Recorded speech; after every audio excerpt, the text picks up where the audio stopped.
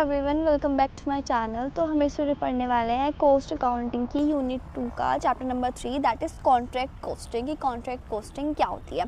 So shall we start. तो चलिए शुरू करते हैं। So meaning of contract costing की कॉन्ट्रैक्ट कोस्टिंग क्या है। Contract costing is a specialised form of job costing used when the work is executed according to a specific contract. की देखो कॉन्ट्रैक्ट कोस्टिंग क्या है, ये एक ऐसा पार्ट है जॉब कोस्टिंग का। देखो जॉब कोस्टिंग क्या होती थी, जब भी हम किसी as per the customer need कोई अपना प्रोडक्ट बना दे रहे हैं, सो वो तो थोड़ा शॉर्ट पीरियड के लिए होता है। तो कॉन्ट्रैक्ट कॉस्टिंग कहते हैं थोड़ी लॉन्ग पीरियड में चली जाती है। सो एक जॉब कॉस्टिंग के अंदर आती है। सो यहाँ पे एक स्पेसिफिक ऑर्डर बनाते हैं, उसके बाद it applies in long term, थोड़ा लॉन्ग अप टर्म में आता है, जैसे कि project such as construction, shipping, building, large engineering projects.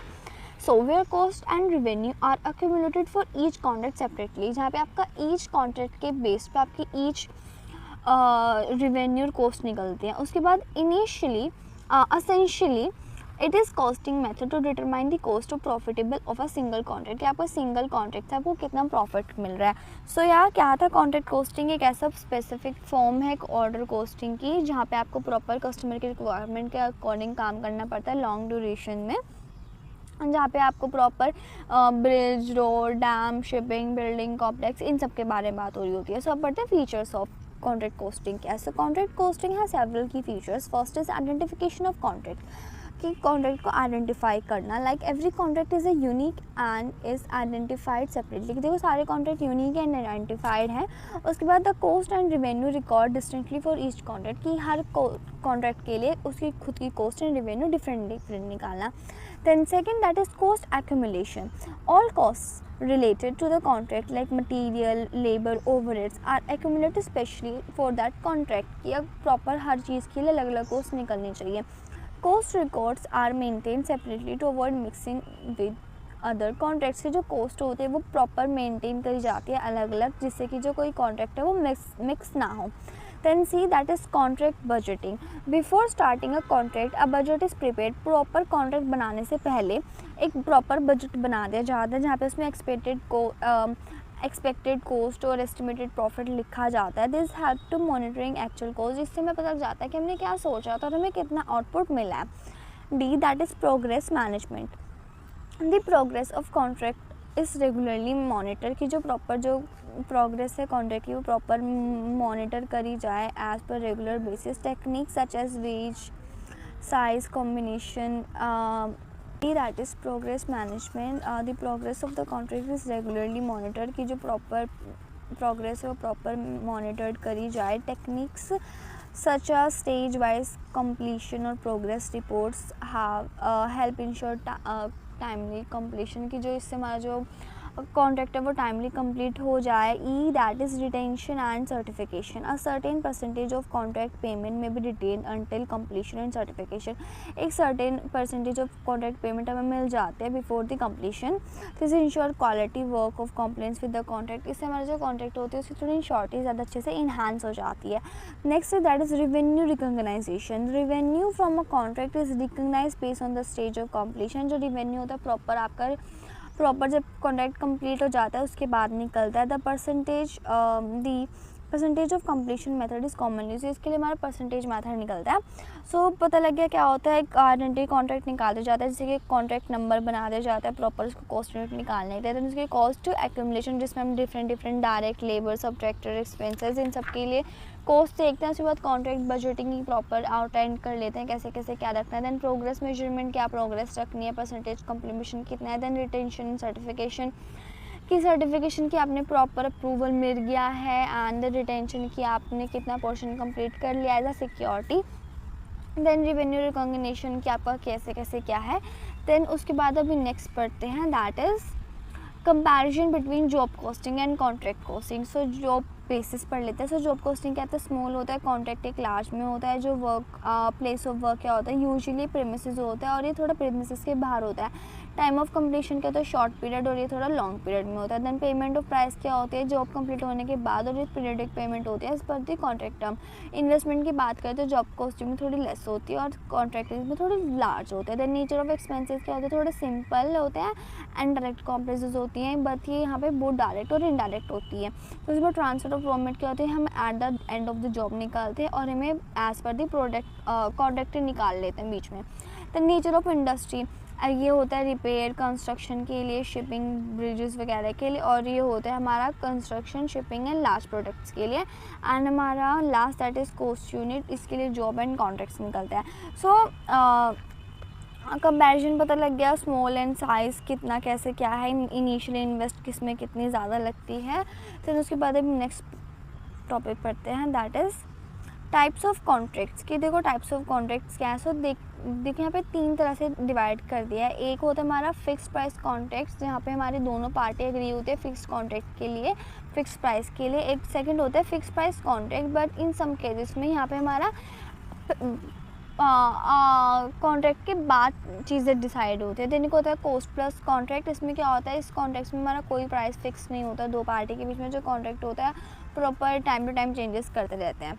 उसके बाद फिक्स प्राइस कॉन्ट्रैक्ट क्या आता है, इसमें फिक्स प्राइस कॉन्ट्रैक्ट होता है जो यहाँ पे प्रॉपर एग्री हो जाते हैं दोनों जो कॉन्ट्रैक्टर होते हैं, वो रिस्क नहीं लेना चाहते बेनिफिट्स के बारे में। जो if cost are lower than contract price, example building a house is a fix, और जैसे कि घर बनाना किसी के लिए फिक्स ही होता है। उसके बाद सेकेंड जहाँ पे हमारे प्रॉपर एस्केलेशन क्लॉजेस लगते हैं। Third one that is cost plus contract. Under a cost plus contract, the contract is paid of all actual cost incurred plus an aggregate percentage fixed as profit. हम as a fees इसमें charge कर लेते हैं, example large engineering और construction projects. Then next that is recording of cost contract, के record कैसे करते हैं। So contracts are recorded specially for each contract. Proper हमारे जो कॉन्ट्रैक्ट है प्रॉपर रिकॉर्ड करे जाते हैं हर जॉब के बारे में। सो फर्स्ट इज मटेरियल, जो मटेरियल होता है कितना यूज़ हो रहा है, डायरेक्ट मटेरियल कितना है हमारा। देन लेबर और वेजेस के आपके कितने वेजेस वगैरह यूज़ हो रहे हैं। उसके बाद include like wages, overtime, allowances वगैरह। देन साइट और डायरेक्ट एक्सपेंसेस कितने हैं, लाइक एक्सपेंसेस आपके स्पेशली किसी कॉन्ट्रैक्ट पे कितने लग रहे, साइज, रेंट, ऑफिस एक्सपेंसेस वगैरह। Then four that is indirect expenses और ओवरहेड्स कितने आपके, जनरल एक्सपेंसेस कितने हैं कॉन्ट्रैक्ट में, लाइक डेप्रिसिएशन, सुपरविजन एक्सेट्रा। तो उसके बाद प्लांट एंड मशीनरी लीज कितना है आपके, मशीनरी कितनी, मशीनरी पे कितना आपकी इन्वेस्टमेंट लग रही है। देन सब कॉन्ट्रैक्ट्स कितने हैं आपके प्रॉपर ऐसे यूज़ करने में। देन एक्स्ट्रा वर्क कितना है बियॉन्ड द कॉन्ट्रैक्ट, आप एडिशनल इनकम एज आ। सो ये सब थे आपके प्रॉपर रिकॉर्डिंग कॉस्ट क्या क्या है। देन अभी नेक्स्ट पढ़ते हैं that is key terminologies in contract costing की टर्मिनोलॉजी क्या है। So first is cost of work certified, कि क्या है वर्क वैल्यू वर्क सर्टिफाइड क्या है। So the value work certified that the architect or client has certified as completed and eligible for payment, जहाँ पे उसने काम कर दिया और वो एलिजिबल है पेमेंट के लिए। Then second that is cost of uncertified work, कि जो वर्क अभी तक कंप्लीट नहीं हुआ है बट उसको सेपरेटली रिकॉर्ड कर रहे हैं, may be after the completion हमें वो मिल जाए। Third one that is work in progress, the value work completed but not certificate, but जो कंप्लीट हो गया बट हमें भी सर्टिफाइड नहीं हुआ है, plus the cost of incomplete work at the end of period, but हमें प्लस हमें कॉस्ट में मिल जाएगी एट द एंड। देन उसके बाद four that is retention money, a percentage of contract payment written by the client until satisfactory, जो भी proper satisfy नहीं है। देन नॉशनल प्रॉफिट क्या होता है, difference between the value of work certified.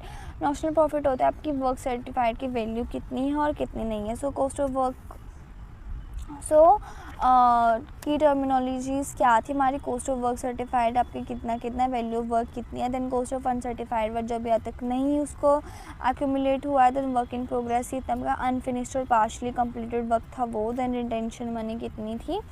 Then उसके बाद नॉशनल प्रॉफिट होता है, प्रॉपर डिफरेंस होता है कि वैल्यू ऑफ वर्क सर्टिफाइड कितना है and cost of work certified कितनी आई है आपकी, और प्लस आपका वैल्यू सर्टिफाइड कितना है। देन उसके बाद next topic that is this one, profit और लॉस ऑन इनकम्प्लीट कॉन्ट्रैक्ट कितना है। देखो जो बड़े बड़े कॉन्ट्रैक्ट होते हैं उनके महीने साल लग जाता है उसको कंप्लीट करने में, तो जो जब तक वो कंप्लीट नहीं होता तब तक उसके डिफरेंट हम पॉसिबिलिटीज़ निकाल देते हैं। Then principle to be followed while taking credit for non profit complete contract की कौन कौन से प्रिंसिपल्स है जो हम फॉलो करते हैं. सो द ट्रांसफ़र, देखो जो कॉन्ट्रैक्ट है वो लेस देन 25% कंप्लीट हो गया है, सो इसके लिए हमें कोई प्रॉफिट नहीं लेते हैं. बट अगर जो कॉन्ट्रैक्ट है वो 15% से हो गया है बट जो 50 से ज़्यादा है, सो इस केस में 1/3 नॉशनल प्रॉफिट ले लेते हैं and reduce ratio to receive work certified में भी transfer to the profit and loss account. फिर उसको प्रॉफिट एंड लॉस अकाउंट में ट्रांसफ़र कर देते हैं. ये रहा. सो इसके लिए हम फार्मूला लगाते हैं 1/3 ऑफ नेशनल प्रॉफिट फिर उसको कैश रिसीव से वर्क सर्टिफाइड से डिवाइड कर देते हैं और हम as a cash receive. So third case that is contract is 50% done और मोर देन 90 से थोड़ा कम रिसीव हो गया है. सो इस क्या होता है, इसमें third wheel of notional product इसमें थोड़ा रिड्यूस कर देते हैं पोर्शंस को, इसे ट्रांसफ़र कर देते हैं प्रॉफिट एंड लॉस अकाउंट में. तो इसके लिए भी फार्मूला यूज़ होता है ये वाला. तो इसके बाद for the contract which are almost complete, जो कम्प्लीट ऑलमोस्ट हो चुके हैं. सो एस्टिमेटेड प्रॉफिट कैसे निकालते हैं हम, वर्क सर्टिफाइड कितने और हमारा कॉन्ट्रैक्ट प्राइस कितना आया है वो. तो एस्टिमेटेड प्रॉफिट निकालने का एक और है work certified into cash certified by work certified कितना है और एस्टिमेटेड प्रॉफिट कैसे निकालते. एस्टिमेटेड प्रॉफिट के बहुत ज़्यादा फॉर्मूलेज हैं, ये सब देख लेना 1 by 1 करके. Then loss or incompleted contract कितना, in the event of loss or uncompleted contract this should be transfer to the full profit and loss account. अगर हमें लॉस हो जाता है तो हमें प्रॉफिट एंड लॉस अकाउंट में हम उसको ट्रांसफ़र कर देते हैं. उसके बाद नेक्स्ट टॉपिक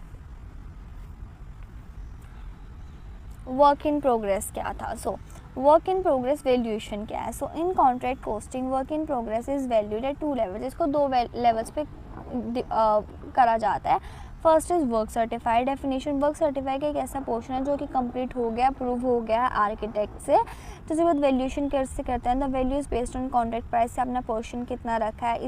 ये प्रॉपर पेमेंट का बेसिस बन जाता है. बैलेंस शीट ट्रीटमेंट में होती है. इसकी जो ट्रीटमेंट होती है बैलेंस शीट में कैसे होती है, जैसे एसेट दिखाते under the work in progress में. हाउएवर सिंस द क्लाइंट में retain portion retention money amount is receive as current, उससे ऐसा करंट मनी रिसीव हो सकती है. Then second that is work uncertified definition. Work completed by the contractor but not yet certified by the architect. कि जो contractor ने तो काम कर दिया बट जो आर्किटेक्टर है उससे भी सर्टिफाइड नहीं हुआ है. सो वैल्यूएशन कैसे होते हैं, इसको प्रॉपर कॉस्ट के हिसाब से देखते हैं. ये क्योंकि this is because uncertified work has not officially approve, क्योंकि ये ऑफिशियली अप्रूव नहीं हुआ है. सो जो प्रॉफिट हुआ है वो नहीं लेंगे. बैलेंस शीट में क्या ट्रीटमेंट होता है, इसको हम work in progress at cost के चीज़ में दिखाते हैं. सो वर्क इन प्रोग्रेस क्या था कि जो अभी तक कंप्लीट नहीं हुआ है. फिर वर्क सर्टिफिकेट क्या था, कॉन्ट्रैक्ट प्राइस क्या है. देन उसके बाद अभी तो कुछ है नहीं इतना खास. नेक्स्ट पेज पे चलते हैं. सो अब पढ़ते हैं प्रॉफिट ऑन इनकम्प्लीटेड कॉन्ट्रैक्ट की जो मॉडर्न अप्रोच क्या कहती है, जो भी इनकम्प्लीटेड कॉन्ट्रैक्ट है उस पर. सो first is percentage of completion method की प्रॉपर कंप्लीशन मेथड क्या है. सो इसमें क्या है, under this method the profit determine at the end each accounting period. कि देखो कॉन्ट्रैक्ट खत्म होने से पहले ईच अकाउंटिंग पीरियड में उसका प्रॉफिट निकाले जाता है. देन कंप्लीशन कॉन्ट्रैक्ट मेथड क्या होता है, under this method the profit is recognise only when the contract is completed और सब्सटेंशियली कंप्लीटेड. प्रॉफिट तभी निकालते जब वो थोड़ा सब्सटेंशियली कंप्लीटेड हो चुका होता है. मेथड 1 में भी adopted by the following conditions are satisfied. Method 1 निकालते हैं अगर हम फॉलोइंग कंडीशंस हम सेटिस्फाई होते हैं. जैसे कॉस्ट अथॉरिटी क्या है, वहाँ पे एग्जिस्टिंग सिक्योरिटीज़ लगी हुई हैं, जो कॉस्ट है वो डायरेक्टली स्पेसिफिक कॉन्ट्रैक्ट से है, कोलैप्स वगैरह हैं, जो पेमेंट एडवांस में रिसीव हो गई और अमाउंट ऑफ लॉसेस वगैरह हैं.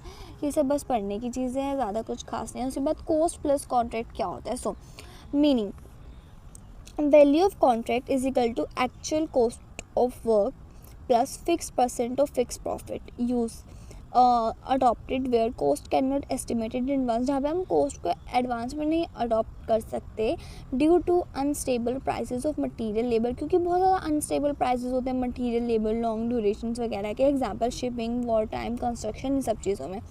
अगर हम कॉन्ट्रैक्ट्स के व्यू से देखें तो इसमें कोई रिस्क ऑफ लॉस नहीं होता है. All actual cost are recover. जो एक्चुअल कॉस्ट होते हैं सब रिकवर्ड हो जाते हैं. जो प्रॉफिट्स होता है वो हम एडवांस में रिश्योर कर सकते हैं और हमें प्राइस फ्लक्चुएशन से बता देता है. उसके बाद अगर कॉन्ट्रैक्ट की व्यू से देखें तो हमारे जो एक्चुअल कॉस्ट है वो देनी होती है, रीजनेबल प्रॉफिट दे रहा होता है, कोई आर्बिट्री प्राइसेस नहीं होता है. कॉस्ट एंड क्रंचरी पॉसिबल, हमारे फॉल्स क्लेम्स भी लग जाते हैं. देन फेयर प्राइसिंग होती है। देन की पॉइंट्स क्या होते हैं, कोई इंसेंटिव्स वगैरह नहीं होते। सो या कॉस्ट प्लस कॉन्ट्रैक्ट कौन से होते हैं, कैसा कॉन्ट्रैक्ट होता है जिसमें जो वैल्यू होती है कॉन्ट्रैक्ट की हम उसे निकालते हैं, but fix price and mutually predetermined amount होती है, उसी के बेसिस पे निकालते हैं। जो मेथड होता है प्रोटेक्ट करता है फ्लक्चुएशंस वगैरह से, रिस्क वगैरह से। दैन टारगेट कोस्टिंग क्या है, meaning target selling price is fix. जो टारगेट सेलिंग प्राइस होता है वो थोड़ा फिक्स होता है, इसमें प्रॉपर डिसाइड होता है प्रॉफिट। देन हमारा जो टारगेट कॉस्ट होता है, फोकस का होता है control actual cost, to not exceed target, कि हमारे एक्चुअल कॉस्ट है वो टारगेट से एक्सीड ना करे सिस्टम। अगर हमारी एक्चुअल कॉस्ट निकल जाती है टारगेट कॉस्ट से तो जो कॉन्ट्रैक्ट होता है वो उससे प्रॉफिट होता है, बट हमारी एक्चुअल कॉस्ट कम होती है और टारगेट कॉस्ट ज़्यादा होती है, जो कॉन्ट्रैक्ट होता है उसको बोनस मिल जाता है। देन ऑब्जेक्टिव क्या होता है, इसकी एफिशिएंसीज, कंट्रोल एंड प्रॉफिट हमारा बना रहता है। उसके बाद third one that is escalation close. Escalation close क्या होता है, सो a clause in the contract allowing revision of the price due to change in cost factors, जिसकी cost factors की वजह से हम उसको रिवाइज कर सकते हैं। सो रीजंस फॉर एस्केलेशन क्या होता है, जैसे कि इन्फ्लेशन आ गई है मटेरियल कॉस्ट, लेबर वगैरह में। देन कैसे काम करता है कॉन्ट्रैक्ट, जिसमें फार्मूला प्रॉपर लगाते हैं, इसमें इंक्रीज इंडेक्स बेंचमार्क फार्मूला ये सब लगाते हैं। उसके बाद डीएस्केलेशन क्लोज क्या होता है, प्रोटेक्ट कॉन्ट्रैक्ट्स में हम कॉन्ट्रैक्ट्स को प्रोटेक्ट करते हैं कॉस्ट को कम करने से। उसके बाद की पॉइंट्स क्या होते हैं, सेफ गार्ड्स बोथ पार्टीज़, ये वो दोनों पार्टीज़ को सेव कर सकते हैं, कॉन्ट्रैक्टर एज वेल एज कॉन्ट्रैक्टी। सो ये एक एज अ सेफ गार्ड के बेसिस पे काम करता है। एक ऐसा प्रोविजन है जो कि हमें एडजस्टमेंट अलाउ कर देता है time to time on the basis of market forces क्या है। So yeah that's for chapter number 3 of unit 2 that is contract costing. इसके PDF आपको चैनल व्हाट्सएप चैनल पे शेयर हो जाएगी। So yeah thank you so much for watching this video. See you next video. Until the next video, take care.